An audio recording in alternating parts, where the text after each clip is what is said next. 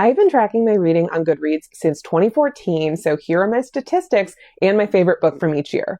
In 2014, I read 50 books and had a goal to read 50, and my favorite was Big Little Lies. And I think this is the book that turned me on to domestic suspense. I remember just being floored by that ending. In 2015, I read 50 books on a goal of 50, and my favorite book was The Stand, which is still one of my all-time favorites. I love a book about an epidemic, about a pandemic, an end of the world book, and this is such a great example of that. In 2016, I bumped my goal up to 53, and I ended up reading 54 books.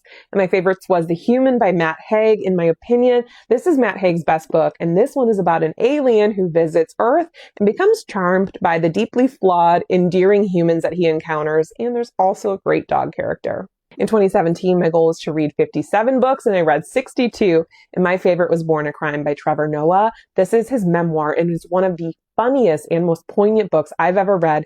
Do yourself a favor and listen to this one on audio. In 2018, I had a goal to read 62 books and I read 102. I really dove into Bookstagram this year, so it's no surprise. My favorite book was Dark Matter by Blake Crouch. This is accessible sci-fi that genuinely blew my mind. In 2019, I had a goal to read 85 books and I ended up reading 106. And my favorite was The Nickel Boys by Colson Whitehead. This is a heartbreaking and eye-opening book about two boys who were unjustly sentenced to a reform school.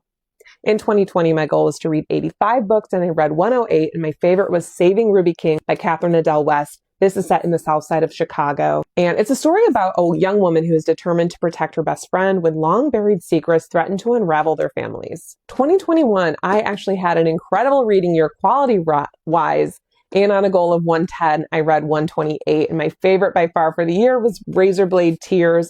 This one is about two men who are avenging their son's murder. In 2022, my goal was to read 130 and I read 150, and my favorite was Migrations by Charlotte McConaughey. This is a book that had me just staring at the wall when I finished. It made me think about the meaning of life and totally surprised me, and I just fell in love with her writing. In 2023, I read 120 of 120 books and Hello Beautiful by Anna Napolitano. If you know me, you know my lore about this one. It is a story set in Chicago about sisters who have a very complicated dynamic.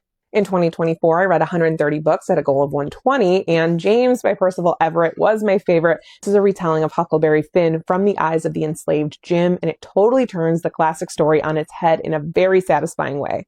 Now, I can't yet tell you what this year's favorite will be, but I can say that I've read more books this year than ever before. Currently, I'm at 150, and we still have a couple weeks left to go.